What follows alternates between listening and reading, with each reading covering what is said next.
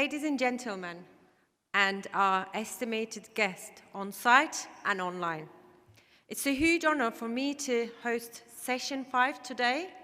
Our topics will be blockchain technology, a bridge to smart technology.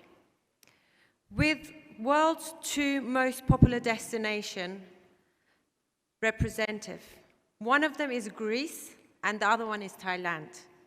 We have Mrs. Angela Gerekou. She's from Greece. She will be joining us online. And then we have Mr. Nithee Seeprae. He is the Deputy Governor for Digitalisation, Research and Development from Thailand. And also, we have our CEO, Sumaira Isaac, who will be joining our topic today. Please welcome.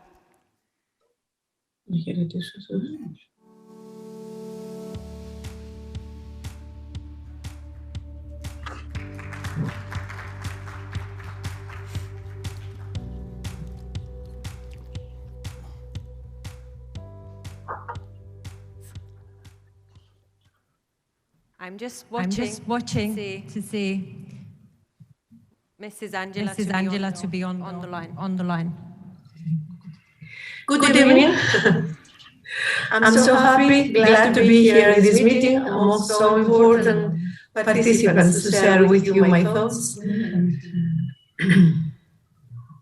Welcome, Mrs. Angela. It's a huge honor to have you from Greece and joining us in Dubai and covering our most popular topic of the day. I have put some questions with regards to our topic today, and I will be asking according to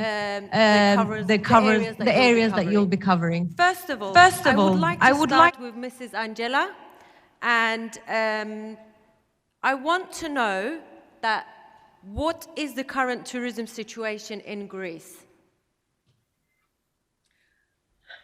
Thank you.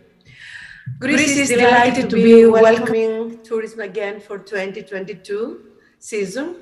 We have officially opened the tourism earlier this year. That means that we have many positive signs of a bumper summer ahead. Of course, an earlier start means hotels that close during the winter months can reopen earlier, and tour operators beginning bringing in parties. There is, I have to say, a great demand and dynamic for Greek tourism in 2022. And that's why big tour operators and big airline companies want to prolong the period of tourism.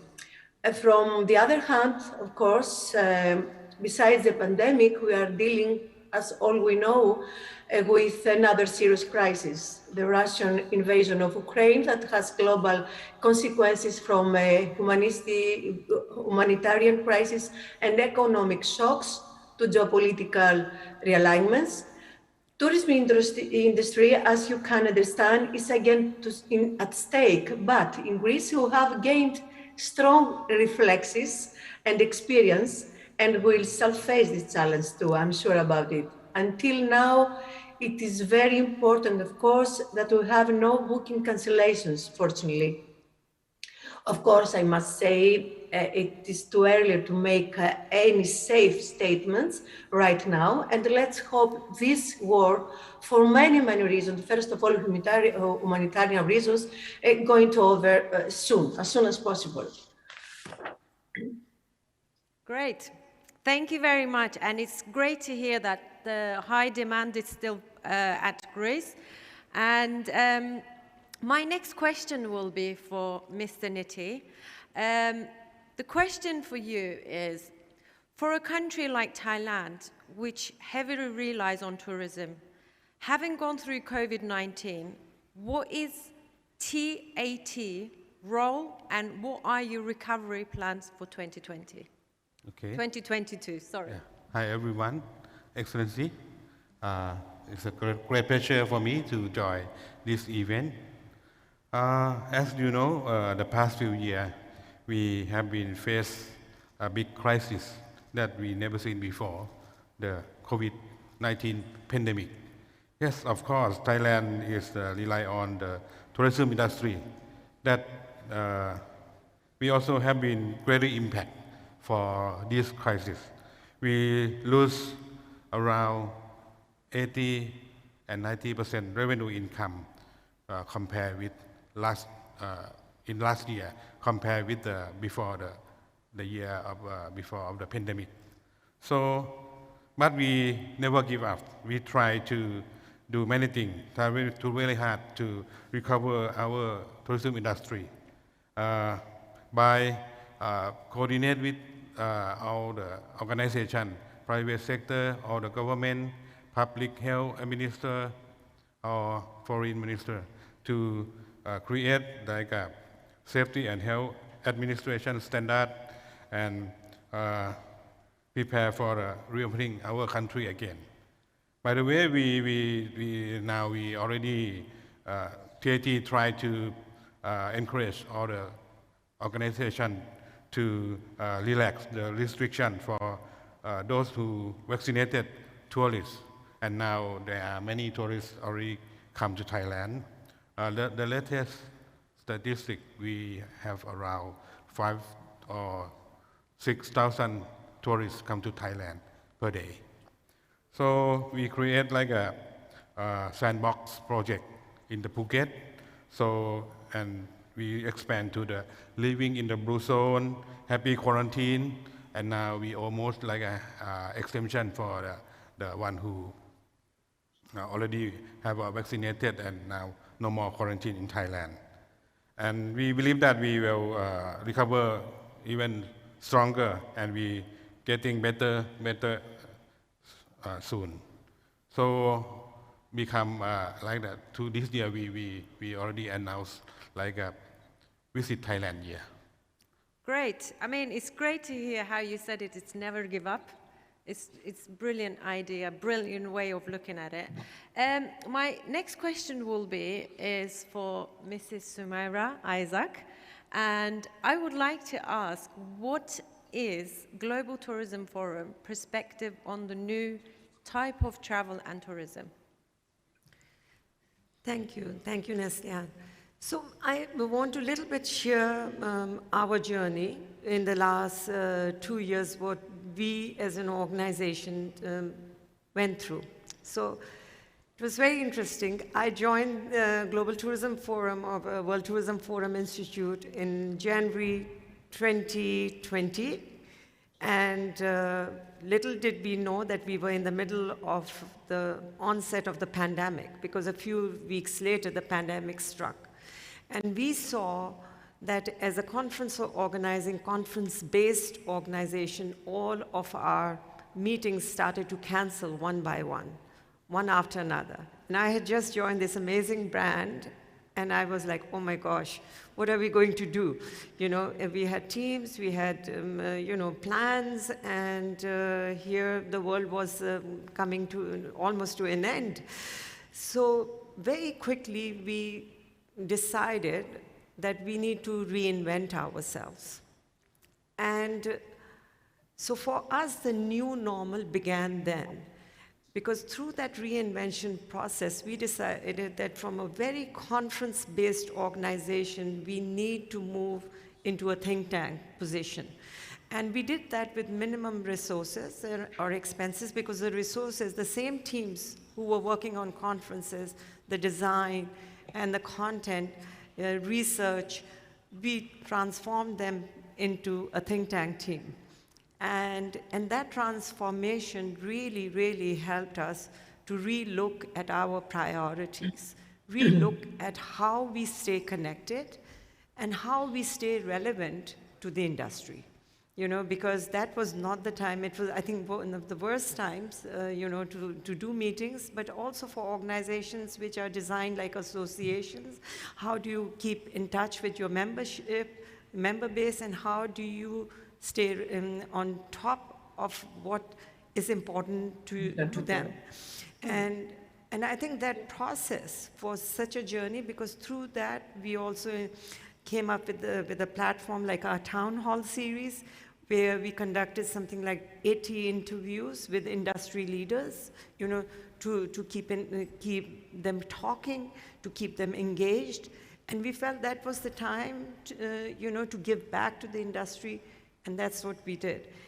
Now, post-pandemic, what has happened is all of those building blocks that we put in are serving us well now, because we've also realized the value of connecting through small meetings, through these spot meetings or the hybrid meetings that we conceived.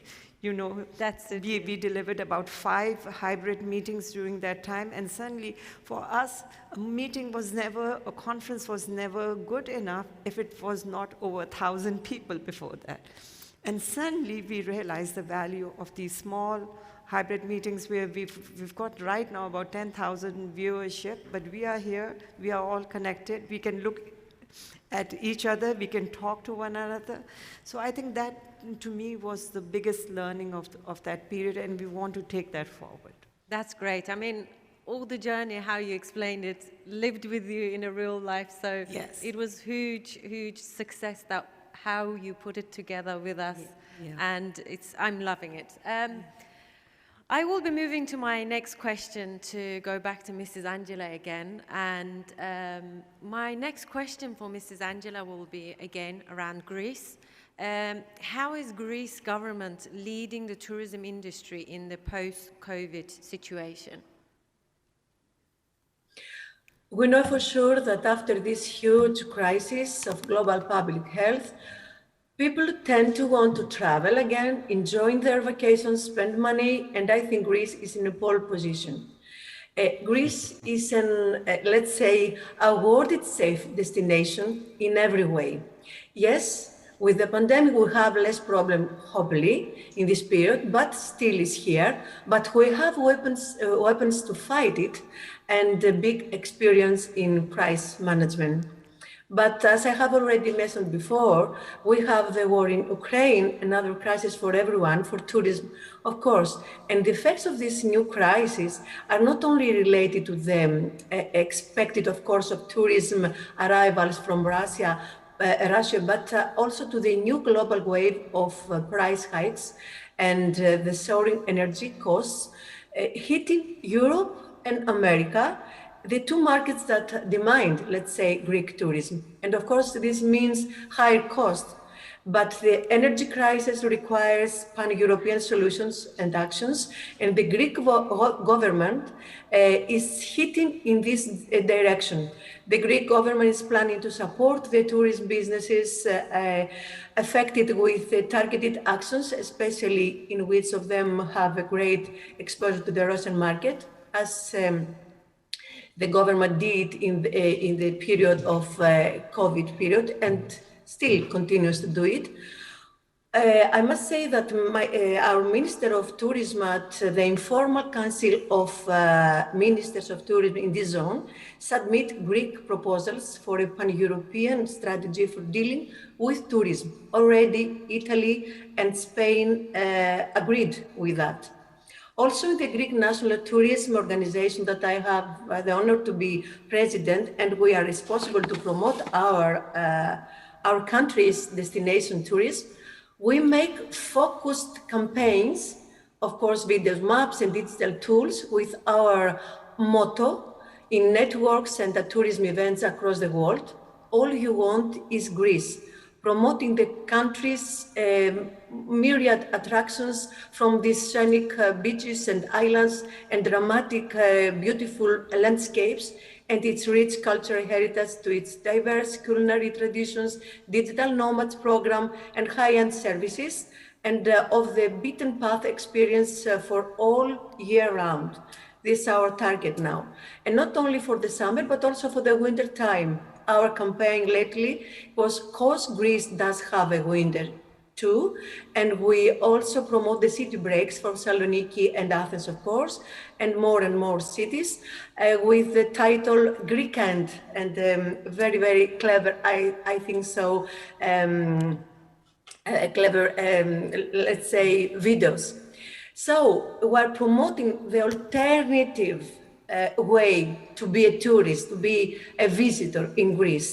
And we're happy to announce the opening, of course, of cruise. It's very important for Greece. Now we have the joy to say that Greece is beating our on cruise tourism as part of its campaign to extend the tourism season, expecting a record in arrivals. So we announced, of course, the American airline companies this summer will operate 14 direct flights, already we start, every week between 8 large US airports and Athens International Airport, who have opened new markets like Canada, United Emirates, Australia. I have to say, we're flexible to change our policy, that it depends from the crisis, the political event, things we have around us. Anyway, we must be flexible to change on the time, our campaigns, our policy. And that's what we're doing. So I want to say to you that you are very welcome to Greece in this summer. I mean, it's great to hear how you said you're effectively focusing and working towards your marketing campaigns and also adding new products, and it's more like tailor-made products by the consumer needs, how you're adding city breaks, digital nomads, promoting Greek islands, which is really, really good. I love marketing, and I would want every destination in the world promote their destination. That's one of the best way of attracting the right visitors. Moving from Mrs. Angela, I will move back to Mr. Nithee again. Yep. And I will ask you, my second question is, again, around the Thailand, digital, everything. So how are you using this crisis to improve the tourism in Thailand, and what opportunities lie ahead of tourism in Thailand?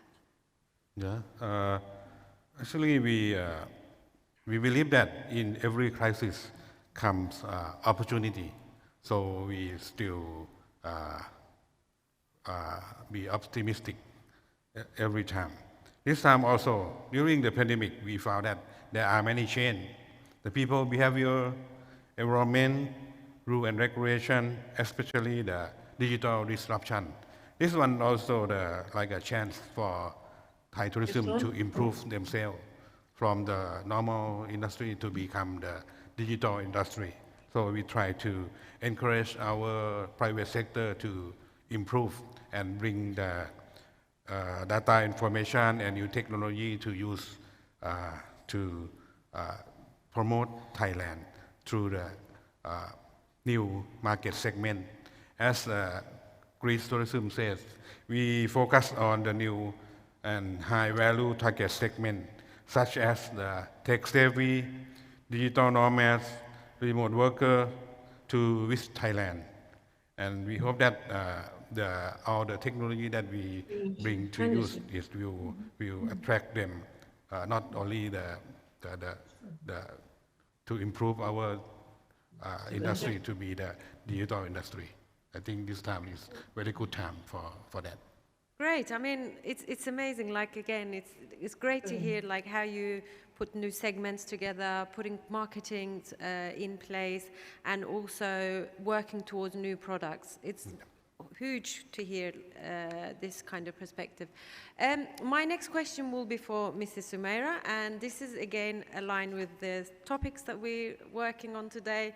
I would like to ask your opinion on how does digital transformation technology bring benefits to the travel and tourism sector and its supply chain? I think it's immensely important, and we cannot undermine and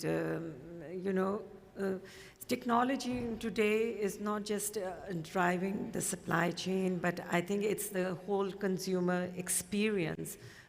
Our industry is all about the experience that we provide to our customers, and it's evolving. And it's, there was a presenter earlier in the morning, and they said that they have developed these hotel chains, which are technology is a key development factor for them, but they view themselves as a tech company and not as a hospitality or a hotel brand. So So that is how technology is changing the game, I think, for us.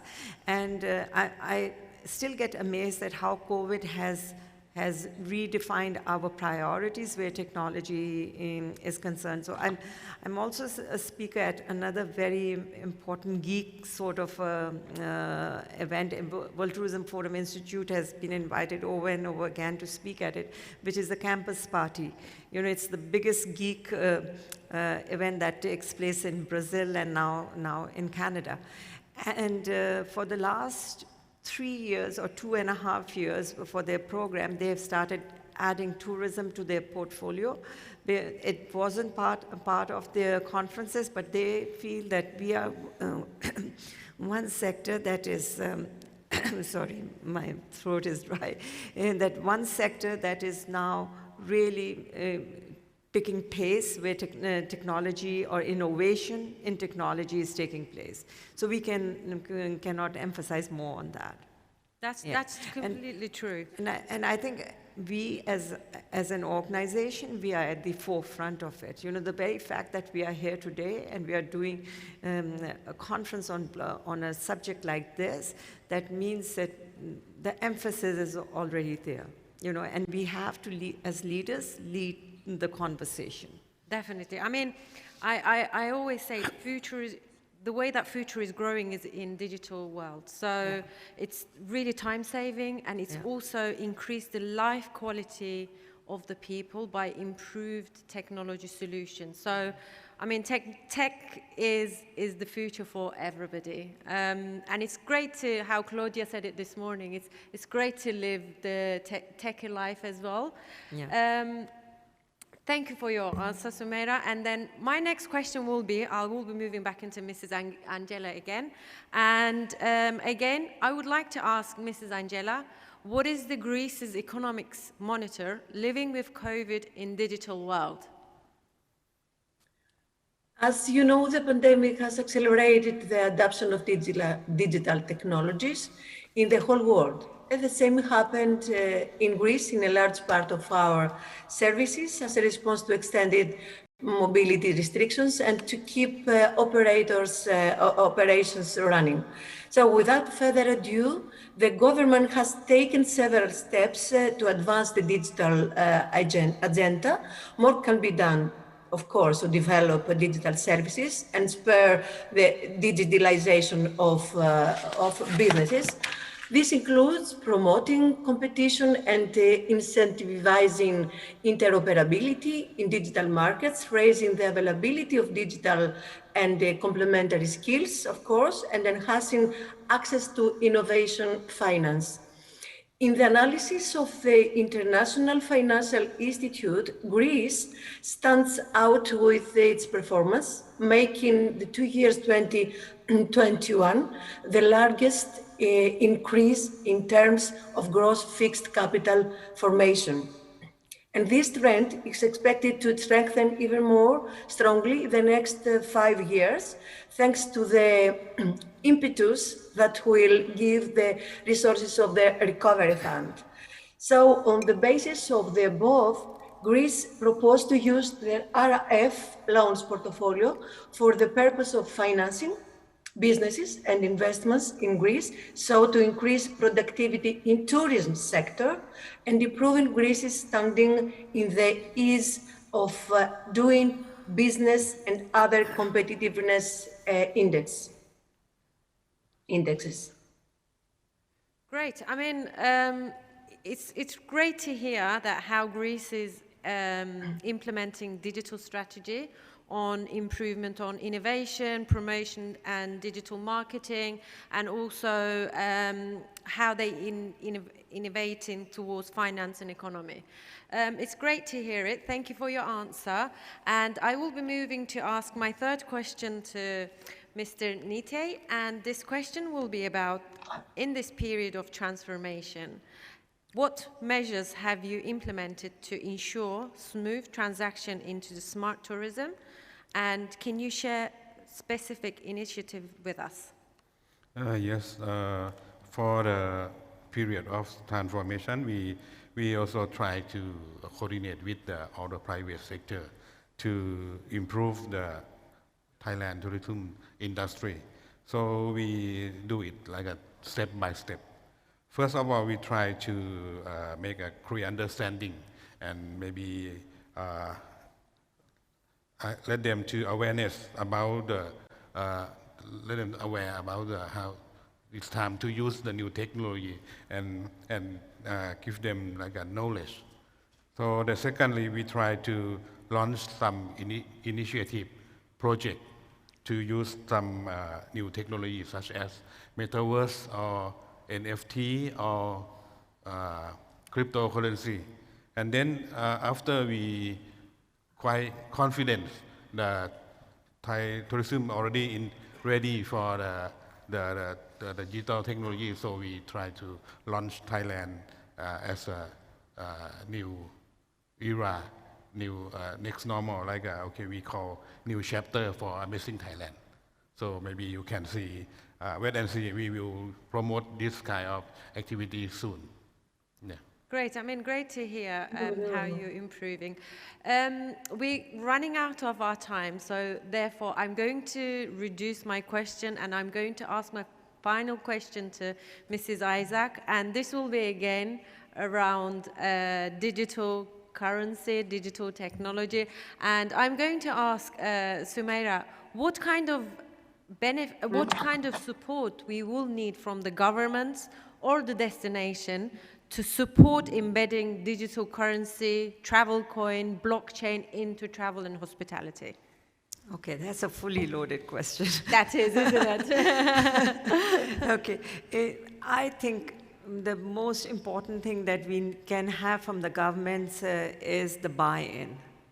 That's really, really important. We've heard from all of the stakeholders today, this morning, that you need the governments to come behind the technology, behind the revolution that is taking place and not lag behind it.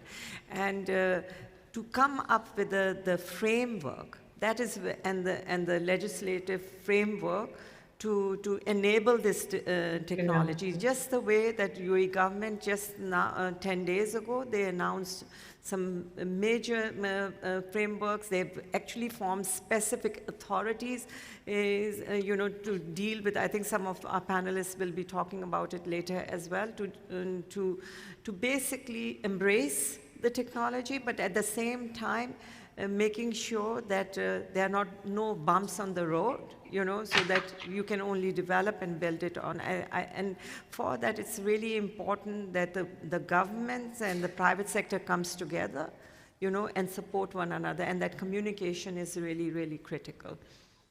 Great. I mean, I think I have 2 more minutes. I'm happy to ask more questions, or I'm happy to move on to the next stage.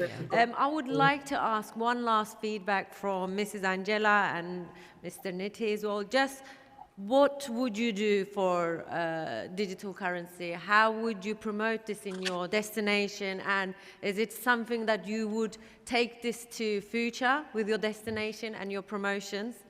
I can start with Mrs. Angela. As I said before, we're using more and more of the whole technologies, as much for blockchains, as well we know that it's a new technology that can help a lot our tourism services. Because we don't have time, I must say, although, that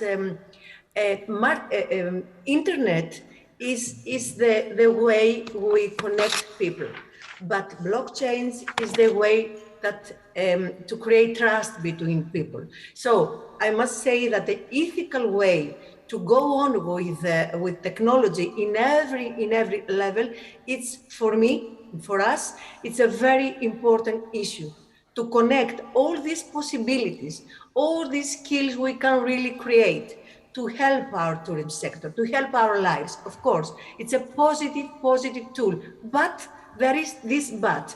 We have really cleared this between us.